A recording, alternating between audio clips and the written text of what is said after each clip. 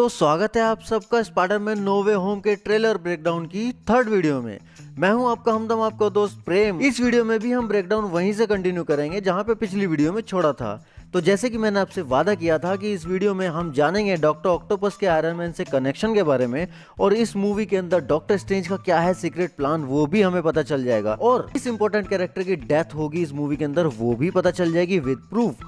तो ऑब्वियसली कुछ मिस नहीं करना चाहते तो पूरी वीडियो को बिना स्किप किए एंड तक देखना। नेक्स्ट हमें वही सेम बेसमेंट का सीन देखने को मिलता है। इस सीन में एमजे, नेट और पीटर पार्कर तीनों लैपटॉप के ऊपर कुछ चीज देख रहे हैं। अचानक से वहां पर डॉक्टर ऑक्टोपस खड़ा हुआ दिखाई देता है। यहाँ पर ध्यान देने वाली बात यह है कि अगर आप ध्यान से टेबल के ऊपर देखेंगे तो लैपटॉप के पास हमें एक एरो गन रखी हुई दिखाई देती है, जो कि मोस्ट प्रोबेबली इस मूवी के अंदर यूज कर रही है एमजे। कि इस मूवी के अंदर एमजे का जो कैरेक्टर है और नेट जो है वो लोग पीटर की हेल्प करते हुए दिखाई दे रहे हैं। इन मल्टीवर्सल मेहमानों के लिए, इन दुश्मनों से लड़ने के लिए वो लोग भी अपनी तरफ से कुछ कुछ फाइटिंग का योगदान दे रहे हैं कि भैया हम भी कंट्रीब्यूट करेंगे कुछ ना कुछ तुम्हारे साथ, क्योंकि हम तुम्हारे सच्चे दोस्त हैं। लेकिन यहाँ पर डॉक्टर ऑक्टोपस जो आकर खड़ा हुआ है और इसके फेस के एक्सप्रेशंस देखकर वो लग नहीं रहा है कि वो यहाँ पर इनसे लड़ने के लिए आया है। ये मोस्ट प्रोबेबली वो सीन हो सकता है जहाँ पर ये सब एक साथ काम करने के लिए एग्री हो जाएं कि डॉक्टर ऑक्टोपस जो है वो दुश्मन नहीं रहा, वो अब शायद एक दोस्त की तरह इन लोगों की हेल्प करेगा बाकी विलेन से लड़ने के लिए। क्योंकि ट्रेलर के फाइनल में जो हमें बैटल दिखाई गई है उसमें मेन 3 ही विलन हमें दिखाए गए हैं, सैंडमैन, इलेक्ट्रो एंड लिजर्ड। तो इस मूवी का जो मेन विलन है वो डॉक्टर ऑक्टोपस नहीं होने वाला। डॉक्टर ऑक्टोपस जो है वो एक तरह से अपना स्पाइडरमैन 2 वाला जो उसका एटीट्यूड है उसको वापस से कैरी करने वाला है, उसको वापस से एक सिंपैथेटिक रोल यहाँ पर दिखाया जाने वाला है। क्योंकि हम जानते हैं कि डॉक्टर ऑक्टोपस जो है वो टेक्निकली एक विलेन नहीं है, वो सिर्फ अपने प्रोजेक्ट को पूरा करने के लिए अपनी टेक्निकल की जो एआई है उसके वश में आ जाता है, और जिसकी वजह से वो अपने पर्पस को साम दाम दंड भेद किसी भी तरह से पूरा करने के चक्कर में रहता है, जिसकी वजह से वो कुछ विलेन वाली हरकतें कर देता है। लेकिन साइकोलॉजिकली वो एक विलेन नहीं है, वो कहीं ना कहीं सॉफ्ट हार्टेड पर्सन है जो कि पीटर पार्कर के लिए एक सॉफ्ट कॉर्नर रखता है अपने दिल में, और जो कि हम स्पाइडरमैन 2 में देख भी चुके हैं।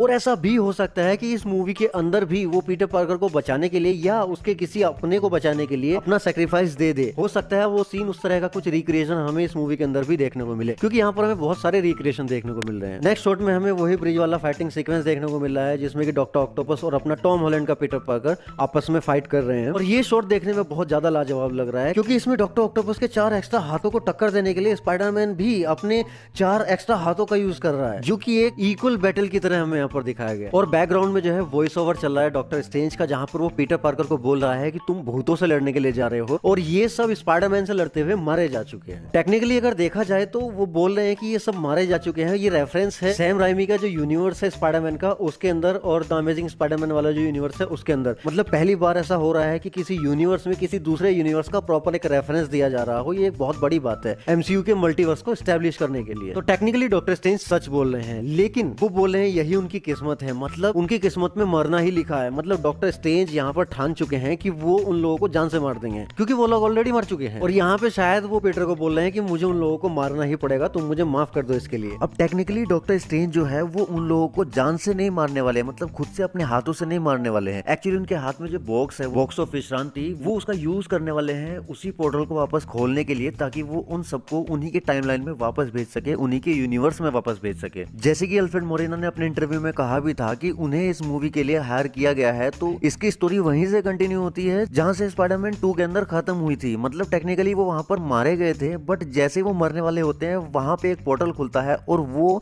आ जाते हैं एमसीयू के इस यूनिवर्स के अंदर। तो डॉक्टर स्ट्रेंज इन्हीं विलन्स को वापस उसी यूनिवर्स के अंदर भेजने वाले हैं जहां से वो आए थे एग्जैक्ट उनकी डेथ से पहले। तो टेक्निकली एक तरह से वो उन लोगों को मार ही रहे हैं, और यहाँ पर स्पाइडरमैन चाहता है कि वो लोग जिंदा बच जाएं किसी तरीके से। लेकिन पीटर पार्कर यहाँ पर बोलता है कि आप भी मुझे माफ कर दीजिए, और डॉक्टर स्ट्रेंज के हाथ से वो एक जो बॉक्स ऑफ विश्रांति उसको लेकर छीनकर वहां से भागता है, जिसके बारे में हम आगे बात करेंगे। अभी ध्यान दीजिए इस वॉइस ओवर के दौरान स्क्रीन पर जो सीन हमें दिखाया जा रहा है उसके ऊपर, और ये सीन मूवी के अंदर बहुत ज्यादा इंपॉर्टेंट होने वाला है। इतना ज्यादा इंपॉर्टेंट कि टॉम हॉलैंड के स्पाइडरमैन की जिंदगी बदल के रख देगा। यहाँ पर पीटर पार्कर के घर में ग्रीन गॉब्लिन आया है हमला करने के लिए, किसी को मारने के लिए। ध्यान देना, किसी को मारने के लिए, किसी दूसरे को मारने के लिए, पीटर पार्कर को नहीं, किसी दूसरे को मारने के लिए वो ये पंपकिन बम फेंकता है, जिसको कि पीटर पार्कर रोकना चाहता है बट वो रोक नहीं पाता है, और वो एक्सप्लोड हो जाता है और वो पूरा का पूरा घर फट जाता है। अब कहा यह जा रहा है कि इस मूवी के अंदर स्पाइडरमैन की जिंदगी का एक बहुत ज्यादा अहम किरदार वो मरने वाला है, और बहुत सारी थ्योरीज निकल कर आ रही हैं कि इस मूवी के अंदर जो मरने वाला कैरेक्टर है वो होगा आंट मे का कैरेक्टर। जी हाँ, वही आंट मे जो कि पीटर पार्कर की जिंदगी में इकलौती ऐसी शख्स थी जिसको वो एज ए माँ, एज ए बाप दुनिया के सामने रख सकता था, और फैमिली के नाम पर जिसके पास सिर्फ वही एक चीज थी। इसी के बाद उसकी लाइफ में एक ड्रेस्ट ड्रास्टिक चेंज होने वाला है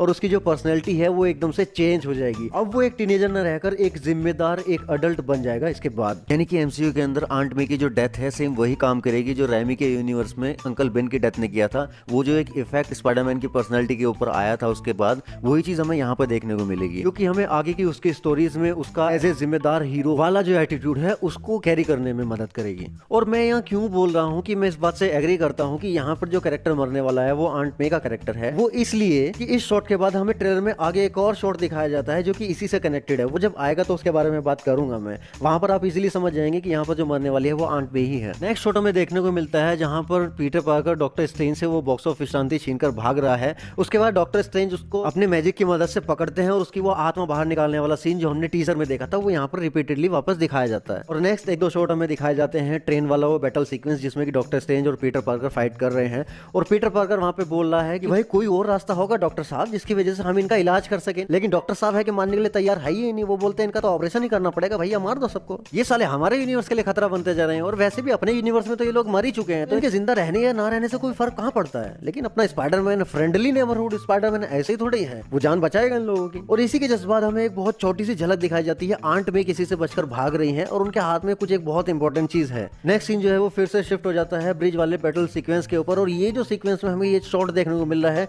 ये बहुत ज्यादा इंपॉर्टेंट है, इसकी बहुत टाइम से रूमर आ रही थी और वो क्लियर हमें यहाँ पर देखने को मिल रहा है। यहाँ पर डॉक्टर ऑक्टोपस स्पाइडरमैन को जकड़कर उसकी मुंडी तोड़ने की कोशिश नहीं कर रहा है, वो उसके नैनो पार्टिकल्स जो है उनको एब्जॉर्ब कर रहा है, क्योंकि यहाँ पर इसके फर्स्ट शॉट में हम देख रहे हैं कि जो एआई टेंटिकल्स हैं उनका जो कलर है वो नेचुरल कलर है जो कि हमें स्पाइडरमैन 2 के अंदर देखने को मिला था और इसकी एंट्री के शॉट में भी हमें देखने को मिला था। लेकिन इनके जस्ट सेकंड शॉट में हम इजीली देख रहे हैं कि वो जो टेंटिकल्स है उनका कलर अब चेंज हो रहा है और ये एआई के थ्रू उसको इजीली एब्जॉर्ब करके यूज कर पा रहा है। इस शॉट में हम क्लियरली देख पा रहे हैं कि इसका जो पैटर्न है वो आयरन मैन 2 के इस वाले पैटर्न से बहुत ज्यादा मिलता जुलता है। तो ये बात तो क्लियर हो गई कि डॉक्टर ऑक्टोपस नैनो टेक का यूज कर सकता है। अब कि अगर आप यहाँ पर अल्फ्रेड मोरिना के फेस एक्सप्रेशन देखेंगे तो आपको समझ आएगा कि वो इनको देख रहा है कि देखो कलर चेंज हो रहा है, ये कुछ अलग ही टेक्नोलॉजी है भाई, इसको मजा आ रहा है उस टेक्नोलॉजी को देख के। तो भाई लोगों इस वीडियो को भी हमें यहीं पे रोकना पड़ेगा वरना वीडियो कुछ ज्यादा ही लंबी हो जाएगी और नेक्स्ट वीडियो भी बहुत ज्यादा इंपॉर्टेंट होने वाली है इस सीरीज। उसमें हमें डॉक्टर ऑक्टोपस के एक्चुअल कैरेक्टर के बारे में पता चलने वाला है कि इस मूवी के अंदर उसका एक्चुअल में क्या कैरेक्टर है। जैसा वो दिख रहा है ट्रेलर्स के अंदर हम लोगों को अभी तक पीटर का दुश्मन, क्या वो वैसा है या फिर उसका कुछ और ही चक्कर है। और जानेंगे कि अपने स्पाइडी और डॉक्टर स्ट्रेंज की लड़ाई में किसकी हुई जीत और सिनिस्टर 6 के उस छठे मेंबर के बारे में भी हमें पता चल जाएगा जो अभी तक दिखाया नहीं गया है प्रॉपर्ली। ऑब्वियसली कुछ मिस नहीं करना चाहते तो पूरी सीरीज को बिना स्किप किए देखना। नेक्स्ट वीडियो का लिंक आई बटन में शो हो रहा होगा, उस पर भी क्लिक कर सकते हैं या मैं नीचे इस वीडियो के डिस्क्रिप्शन में डाल दूंगा, आप वहां से भी चेकआउट कर सकते हैं। और साथ ही मैं अपने सभी सोशल मीडिया हैंडल्स के लिंक भी डाल दूंगा ताकि आप मुझे इजीली फॉलो कर सको और मुझसे बातें कर सको। बाकी मेरी वीडियो कैसी लगी कमेंट में जरूर बताना और वीडियो लाइक कर देना यार, बहुत मेहनत लगी है। और अगर दिल करे तो सब्सक्राइब भी कर देना।